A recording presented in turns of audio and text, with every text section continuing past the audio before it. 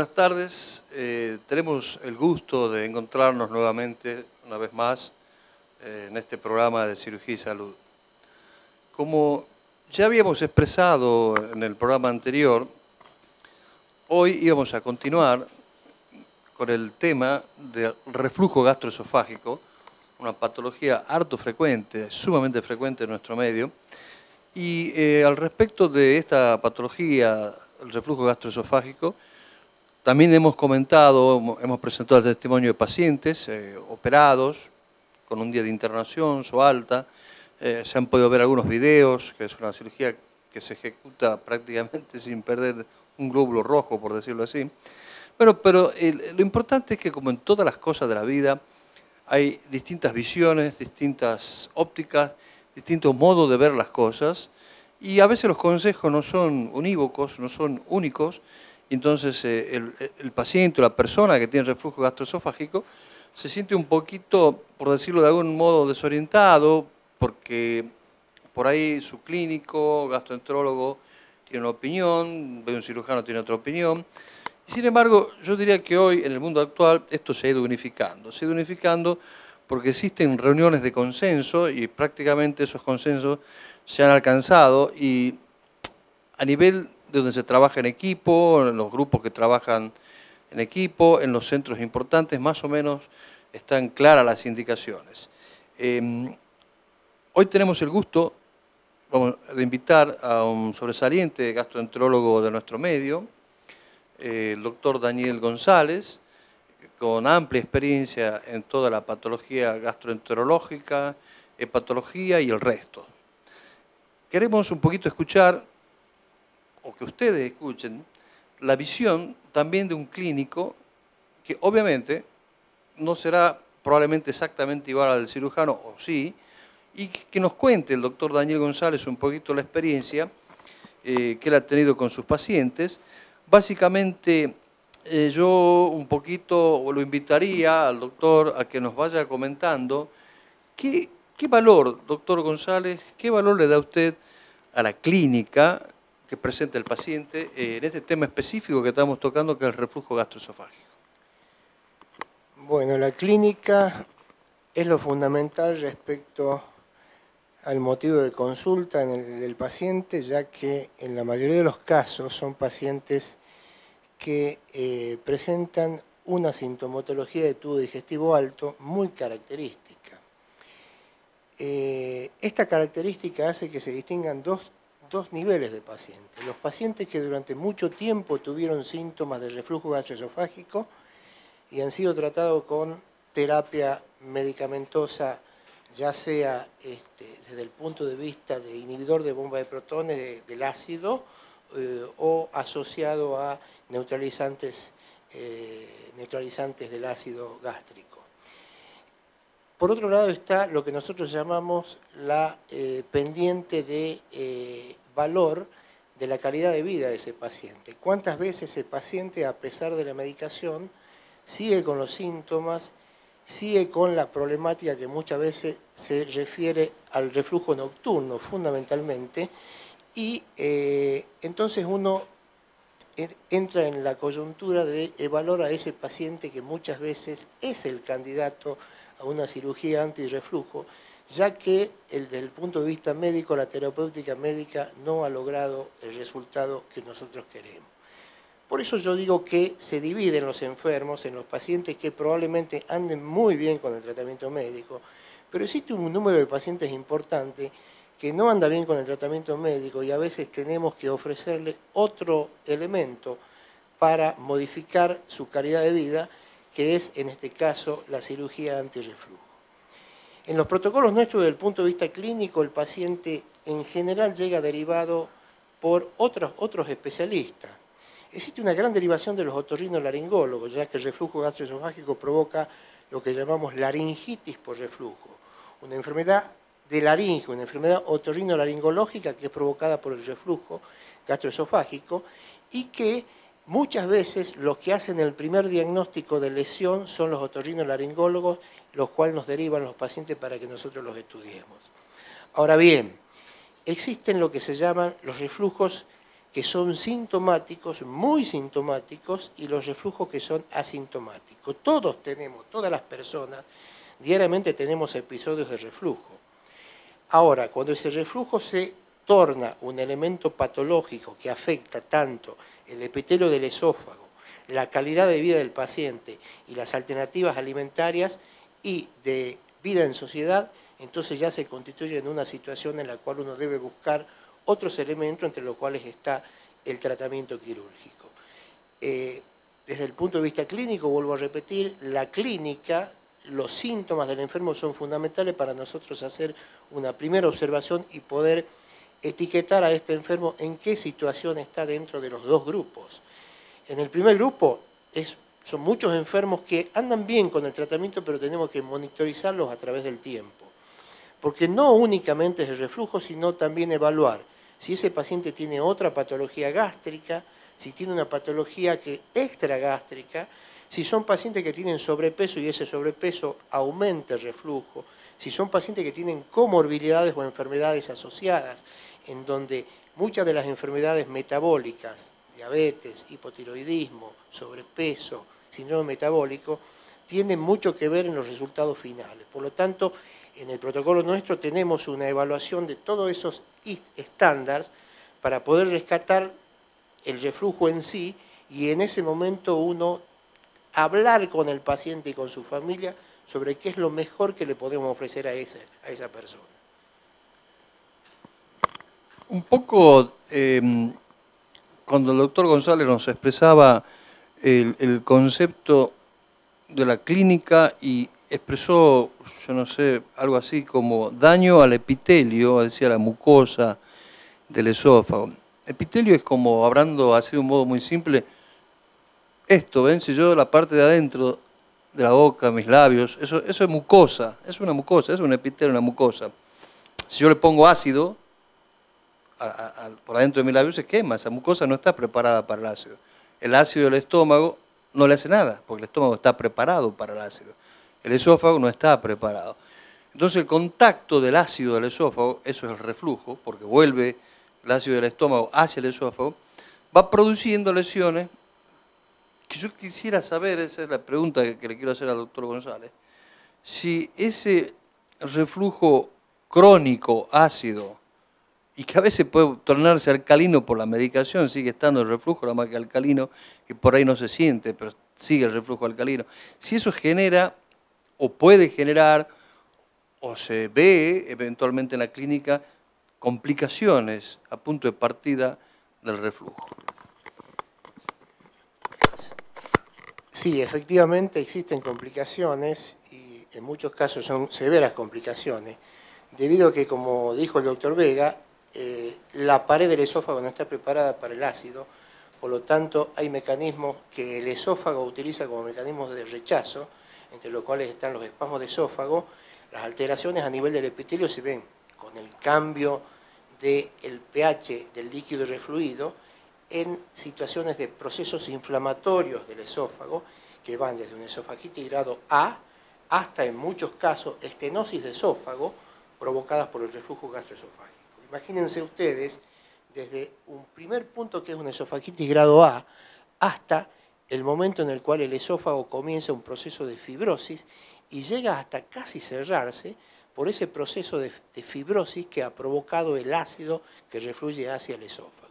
De manera tal que existen una amplia gama de variedades de complicaciones, hasta llegar en muchos casos a la esofagitis erosiva, que pacientes que llegan con hemorragia digestiva alta, vómito de sangre, en donde al hacer el diagnóstico mediante un estudio endoscópico encontramos que el esófago parece como si hubiera sido arañado por un gato, todo lleno de lesiones de tipo lineales, sangrantes, lo cual nos da indirectamente la idea de la causa de esta lesión. En general son pacientes que tienen larga historia de reflujo, muchos de ellos tratados, muchos de ellos no tratados, y en muchos casos han sido pacientes que, aparte del reflujo, están tomando medicamentos que también afecta el pH o que también afecta la calidad de las defensas del esófago y del estómago, como son medicamentos tipo antiinflamatorio, medicaciones como el ácido acetilsalicílico, la mala alimentación, las bebidas carbonatadas y un sinnúmero de etcétera, que podría ser muy largo, pero como para ejemplificar que el ácido refluido más los otros elementos pueden dañar desde un grado A, un grado mínimo, hasta un grado severísimo a la mucosa del esófago con sangrado e incluso estenosis que obliguen al paciente a concurrir en situación extrema de caquexia en muchos casos, pacientes que no pueden alimentarse porque el esófago prácticamente se ha cerrado por el proceso fibrótico causado por el reflujo ácido hacia el esófago. ¿Y puede tener alguna responsabilidad en lesiones aún más graves? Una palabra que uno a veces tiene miedo, pero hablar de cáncer, lesiones malignas, ¿puede el reflujo ser causal o tener algún factor en algún tipo de cáncer de esófago? Existen ciertos cambios del epitelio esofágico, donde el epitelio del esófago se transforma en un epitelio resistente al ácido. Existe lo que se llama enfermedad de Barrett y existen esofagitis grado 4. Tanto uno como la otra son elementos que se considera que al cambiar el epitelio y tener un epitelio que no le corresponde al órgano, existen cambios celulares dentro de ese epitelio, en ese sector, que inducen a lo largo del tiempo alteraciones cromosómicas y a la probabilidad de tener un cáncer de esófago. Y digo esófago porque es un epitelio que en muchos casos no es del esófago, pero que se encuentra en el esófago, un epitelio que no es normal del esófago, pero en esa situación esto sí se transforma en una condición proclive al cáncer de esófago. De manera tal que es correcta la pregunta, el refluido del líquido gástrico hacia el esófago, y ya sea ácido, pero en muchos casos también es alcalino, puede provocar cambios a nivel del esófago que puedan ser elementos que a futuro crea una condición para un cáncer de esófago.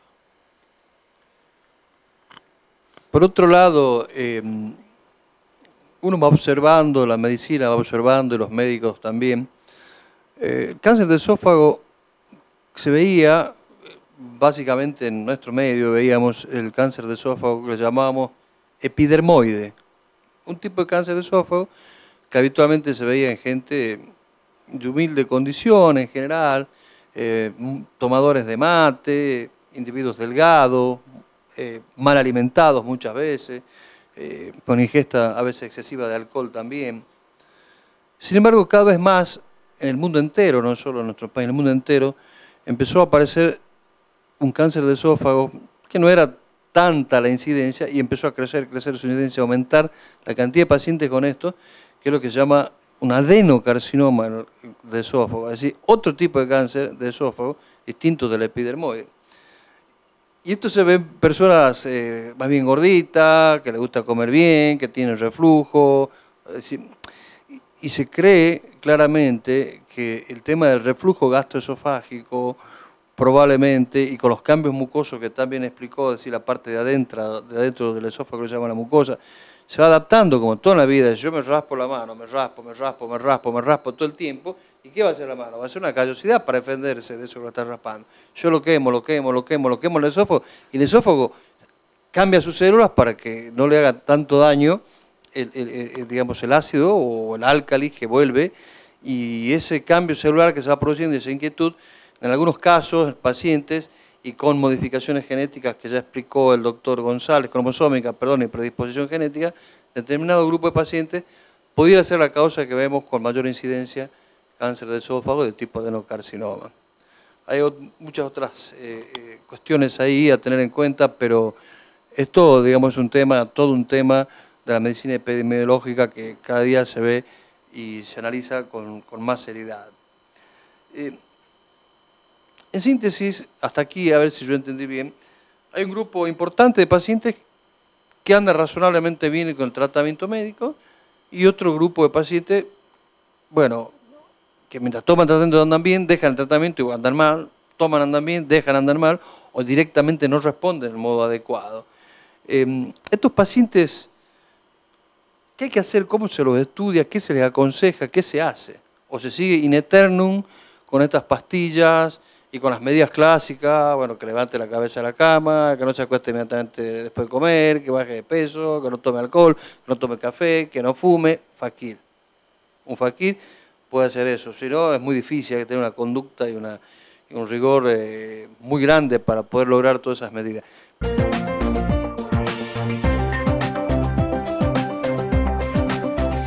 El doctor César Elías Dip, intendente de la ciudad de San Isidro de Lules, apoya a todos los avances tecnológicos que se realizan en la provincia de Tucumán a través de este programa de cirugía y salud.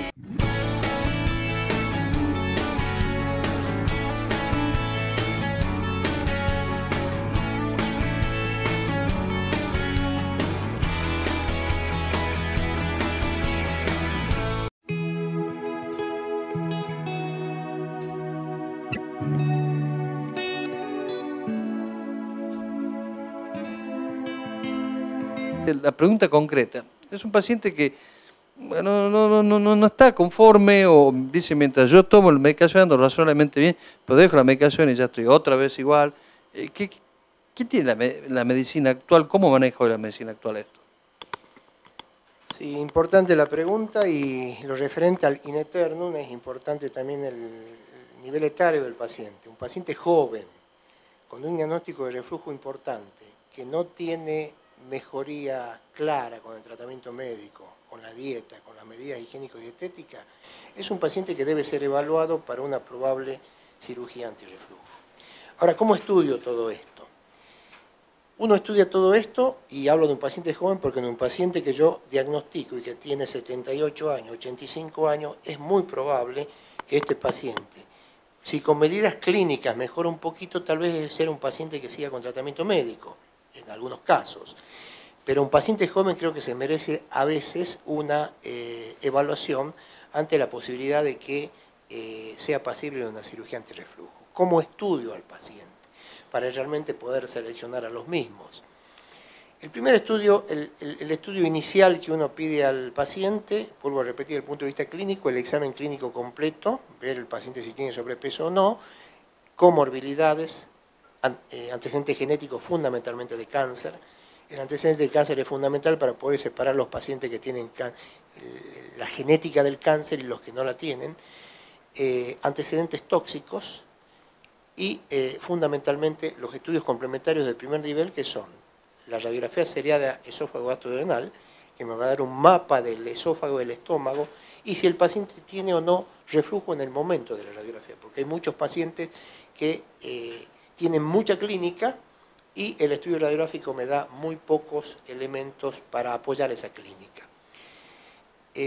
La radiografía me va a dar también si ese paciente tiene qué tipo de hernia yatal, porque puede estar asociado a una hernia yatal o no, si tiene una gastroparesia, un estómago grande o no, y qué tipo de reflujo tiene. Muchas veces refiere la radiografía reflujo duodenogástrico biliar, donde evidentemente en muchos de estos casos el ácido tal vez no sea tanto la causa, sino el álcali, que es el líquido alcalino del intestino delgado, lo que refluye y provoca prácticamente el mismo efecto que el ácido en estas condiciones. De manera tal de que ese sería el primer estudio en el screening.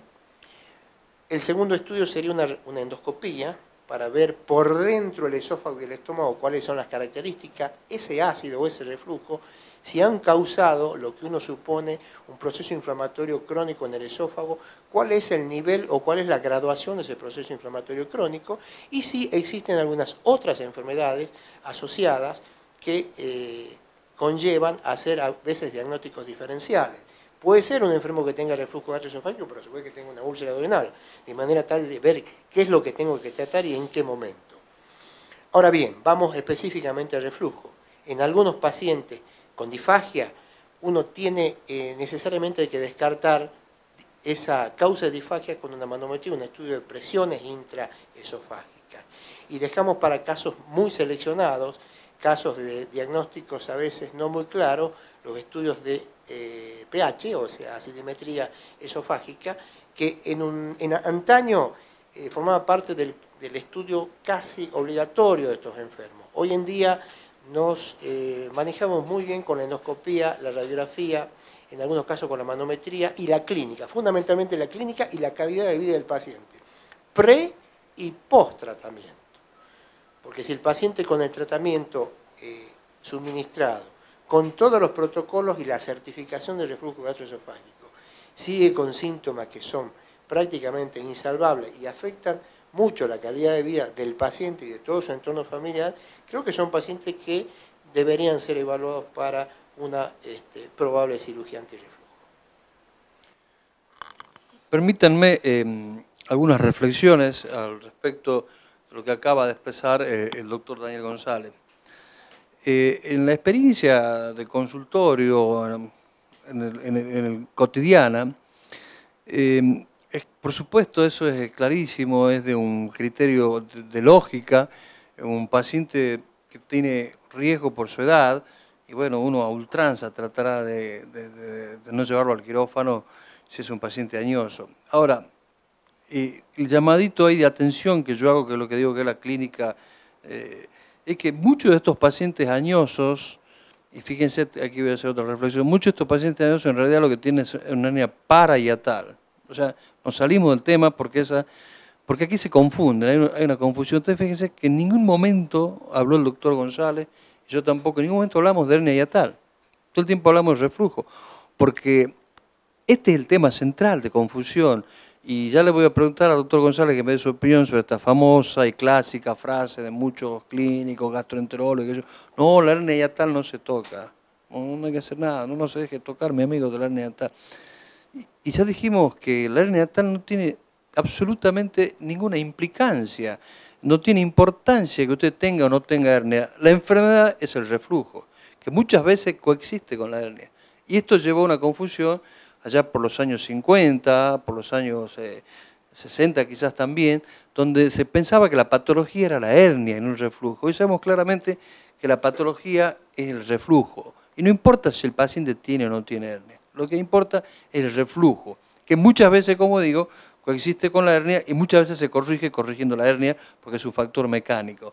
Pero no es el enfoque que se debe dar y es un enfoque, yo diría, de un médico de los años 50 cuando dice, mi amigo, no se toque la hernia y ya está. Está bien allá por los años 50, pero hoy, ya en el 2011, hablar algo así.